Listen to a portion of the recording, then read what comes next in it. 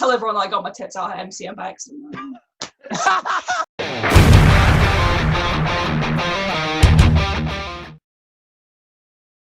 Hi guys, so now we're back for part 2 of the interview. So this time we're going to be asking some questions more interesting in my opinion. That sounds, I don't know why, but the way you said that, just, no. Yeah. So my first question that I've got on my list of questions is, do you have any cosplay horror stories? Whoa. Yeah, I've got quite a few. One distinct Your favourite one? Well, there's one distinct one where I was at London MCM on my own. I was wearing a really early version of Jinx crossed with Harley Quinn, so she kind of has like a belt round her and then a bikini top that kind of goes onto the belt. So I was in the middle of MCM London. If anyone's ever been there, you know that it's busy as anything. Middle of summer. Oh yeah. My top fell to pieces as I was walking through the crowds. No. And I just had to instantly just like boom and just sprint for toilets. But then there's so many people, I couldn't get through people. I'm just like, muscling people out the way. Luckily, I kept some of my dignity. But then I was just kind of stood in the toilets in a cubicle, just like, now what do I do? Yeah, now. There's no one here to help. And I had, This yeah, it wasn't great. And then I had to get like a lot of random people in the toilet, so like trying to help me like stick things back together enough to get back to my hotel to get changed. So yeah, that's probably the worst thing that's happened to me. That was just like, oh, really? Okay. Is that one of the reasons you always keep to walking distance of hotels then when you go to conventions in case something like that happens? It's one of them. It's also another reason I always have like a fixed kit in my bag now. Like even if I'm on my own, I always have the bag with me that's got like glue, double-sided tape, thread and needle, just because then you can get something together. So yeah. Yeah. Right. I don't really know what to say about that. In the game Fallout, there's the special skills tree. That's how you affect skill points in it. Mm-hmm. So what would you say is your best skills stat and your worst skill stat in real life? In real life, it's probably going to be luck that's my best skill stat because I'm a jammy git really. A lot of times in like games and stuff, I'll be dropping super rare loot at like a really low level, and Jake's like losing his mind because like, why do you have that? And I'm like, I don't know, I'm not even going to use it. And just like chuck it in a chest somewhere, and he's just like losing it. In real life too, I have a habit of like winning like giveaways and stuff like that in the past. I find where it wasn't then, but one probably agility, because I can fall up the stairs. I can hurt myself like pretty much doing anything. So it's the amount of times Jake's walked in and I'm just like almost in tears. He's like, what have you done? I'm like, I dropped this glass and it hit, like bounced off 3 different things and landed on my pinky toe, and I think I'm gonna die. So I'm not very dexterous. What is the creepiest / oddest compliment someone has ever given you? Creepiest. I mean, I've had people just like keep commenting on my posts asking what shoes I'm wearing, like constantly. What? And yeah, well, so after like a couple of weeks of this happening, and I was just kind of ignoring the comments because I'm like, what? I mean, I've got all the pictures where you can see the shoes. Like, I'm a bit confused. Guide foot fetish. So, I guess I kind of put 2 and 2 together. But outside of the cosplay community, one of the best things that sticks in my mind was I went to a company Christmas party, and I used to work on help desk. I had like a polo shirt. I always used to wear like, I don't know, appropriate clothing, I suppose, like real heavy with duty jeans, because I was like under people's desks all the time and shit like that, and ripping wires out of walls. And we turned up to the Christmas party in a dress, and I won the best dressed for the company that night. But the way they announced it, they just went, now this person doesn't normally look like anything special during the day. And I was just like, wow. But tonight she's made a real effort. And I was just like, okay, wow. okay, ouch. I know it's meant to be a compliment, but wow. That's not how you go about a compliment. The worst part is she had to ask who I was. Like, I was at this table, and she came up to the person who was next to me and went, "Who's she?" And I'm like, "You see me every day. Your desk is like 3 desks away from mine. I fixed your computer yesterday." Oh God. Fantastic. That's 2 stories for you. What's the funniest moment you've had at a con, on and off camera? Ooh. Oh, Christ, now I have to remember that everything I've actually done at a convention. Nothing that sticks out like that. Oh, that was really funny. Because I can think of one. Oh, No, Steve, you are not answering this. Oh, Christ. I'm having a hard time recalling because I don't know how much I actually have to like think back. Because I mean, there's been loads like on camera, like the time where I got absolutely like bowels emptied by trumpet Paul coming up behind me and blowing his trombone, like, yeah. And you guys all saw it coming and I didn't. I was like, oh, rabbit in headlights and just like spun around like, what? And there's the cruise where my estranged child just sprinted at me out of the crowd. Yeah, it was pretty amusing. Off camera, I can't think of any. I'm looking at Jake, but he's ignoring me. I'm messing with magic cards right now. Rude. The funniest thing that's ever happened to me/us at a convention. There was a time outside the Fox when a random old dude threw a condom at me. That was pretty good. That was pretty good. Don't go to the Fox at MCM London, kids. We were just outside. There was me with a pint, Jacob on one side, and another mate of ours on the other. We were just watching the wildlife at this point. Yeah. And this really old man who was like in his 80s or something was just shuffling past with his Morrison's carrier bag, you know. And he just frisbeed, like it was sealed and everything, a condom at me and just like went, "Have a nice night, love." And I'm like, oh! Jesus.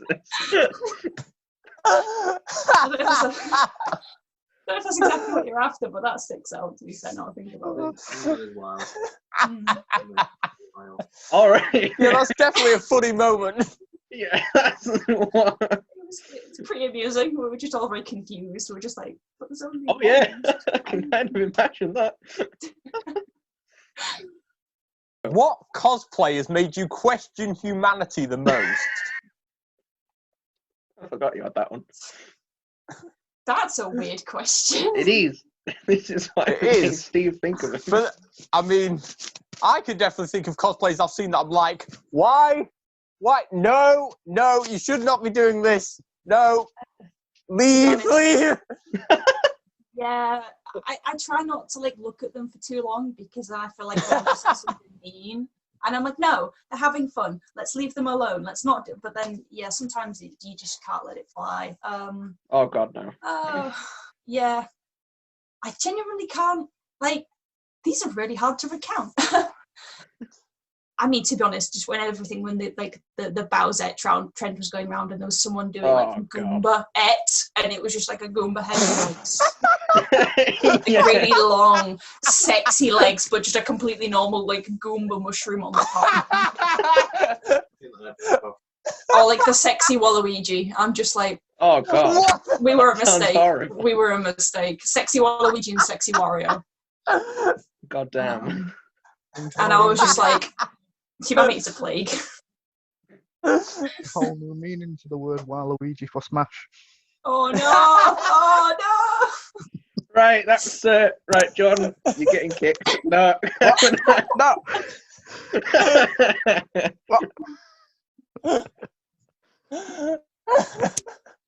Some people would argue that, just like standard Waluigi and Wario are also just sexy Waluigi and Wario. Like, I've seen people on the internet, they're weird. Look, I'm not going to judge, okay? As long as they're all consensual adults, it's not my business.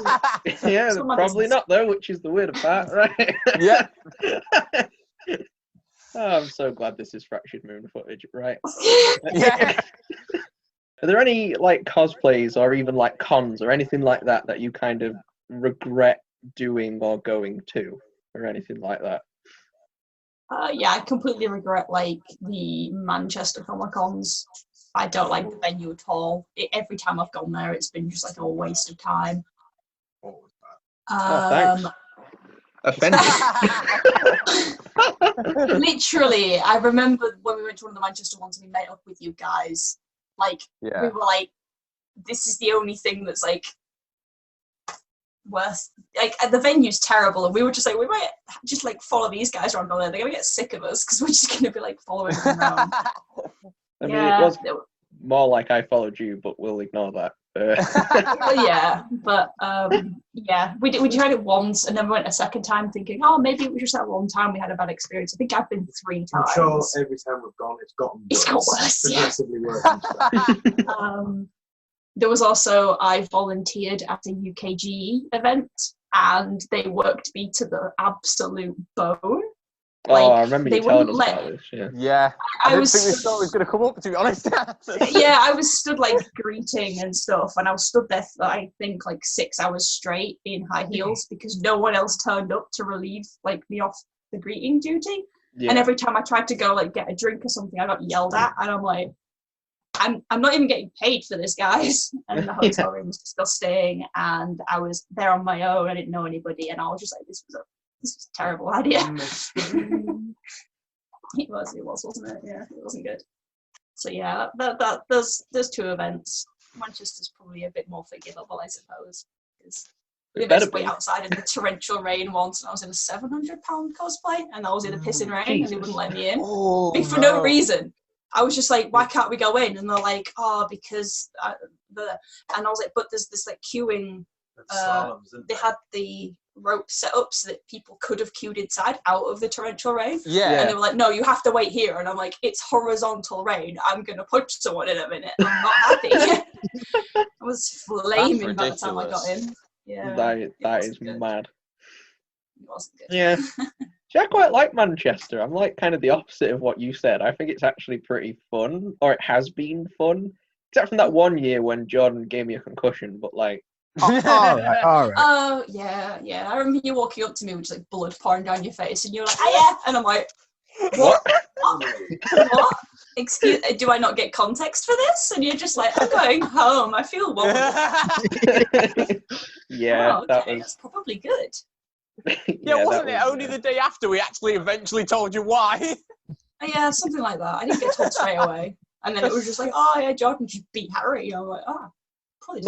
No, he hit me once, right? He didn't beat me up, all right? I mean, world champion kickboxer, but, you know, you can try. My special move? What, knock out your friends? Even if that was the case, he failed.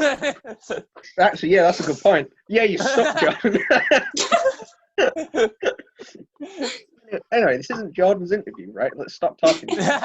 Right. If you were to take all the characters you've cosplayed and put them in an arena, who would you think would win and why?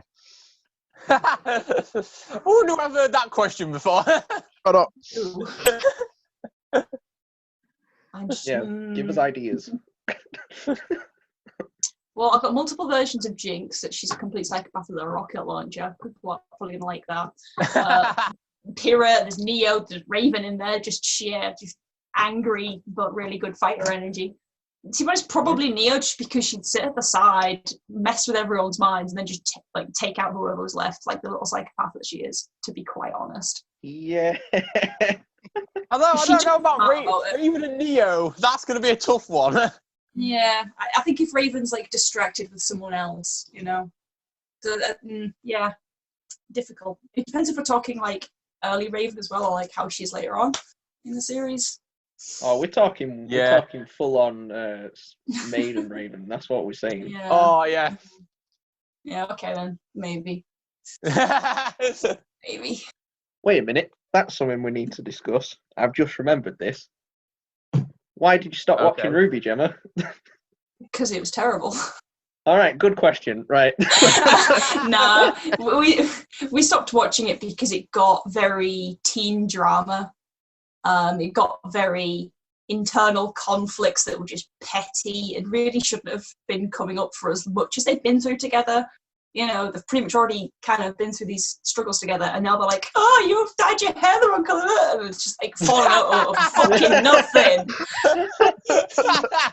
And me and Jake are sat there going, like, the world is ending and you guys are having a bit of a fallout because, you know, someone said something this one time, and we just stopped following it, really. Do you think it to be a strong, independent character? Like, you're crying over ice cream. I don't know if you guys heard that, but yeah. I heard crying over ice cream. Yeah, that's what I heard. A strong, independent character, but now you're crying over ice cream. Yeah. Yeah, I know, right? Yeah, that's kind of where we went off it a little bit. Like, all the stuff that Monty was involved in, like the fight scenes and stuff, were just The fight amazing. scenes, they got progressed instantly worse at fighting. Completely. All turned Do you know what? Do you know what I'm going to do? Jake, come here. Come here. You answer this. Oh, God. We're having a person switch. No. I've answered this question, beyond that question, for like 20, 30 minutes. He's getting angry. Yeah, I've a lot to say about it. You don't want to hear it. TED Talk. Okay. Right. All right. Let's divulge into something else. Right.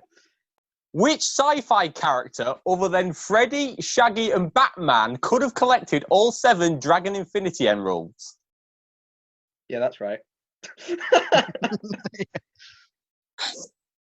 What? Which sci-fi None of character, that was- other No, I than heard. Shaggy, I heard. Freddy, Shaggy? I'm just reeling. I'm reeling from that question. I don't even know where to begin. Sci-fi.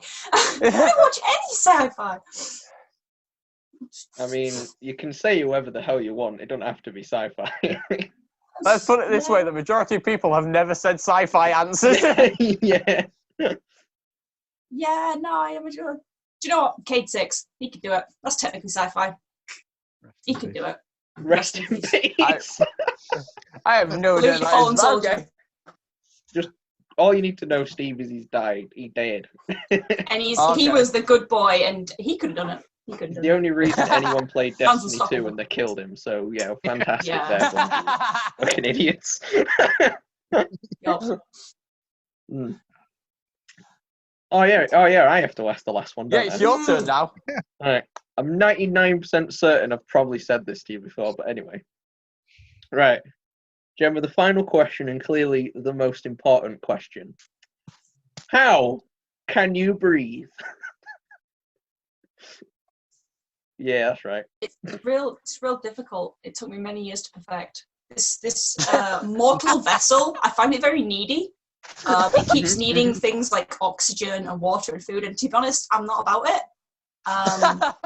Jake has to keep reminding me. He's like, have you eaten? I'm like, I have to. So it'll be like day 3, and I'm like, I'm wobbly and I can't stand up. What's going on? And he's like, rank anything, and I'm like, what? So yeah, it's difficult. It takes a lot of learning. It takes a lot of perfection. If you do Yeah, it wrong at the wrong time, things go wrong. Like if Things you go very wrong. filling up one of the other fuel canisters, like food and water, then everything just goes terrible if you try and breathe at the same time. So much drama. So much just drama in just like such a simple question, you know? Like Fleshy mortal vessel is too fragile. I'll have to perfect it for the next stage.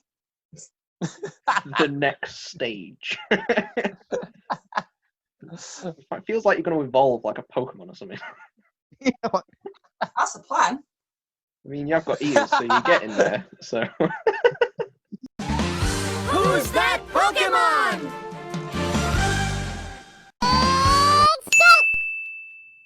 Well, thank you very much for doing this interview with us. I hope you enjoyed it as much as we have. Pleasure. Pleasure as always. So, if you're watching, guys, and you have not seen the first part of this interview, go to the Talks on Tour channel to check that out. So you can see more of us and more of Gemma. right, drop a like. As Steve genuinely froze right now. Like, comment, subscribe, ring the bell. Like, come on, guys. Yeah. You know what? That'll do. All right. Yeah. I'll do. See, I said you'd save the video. Thanks, Gemma. Right. Bye. Bye.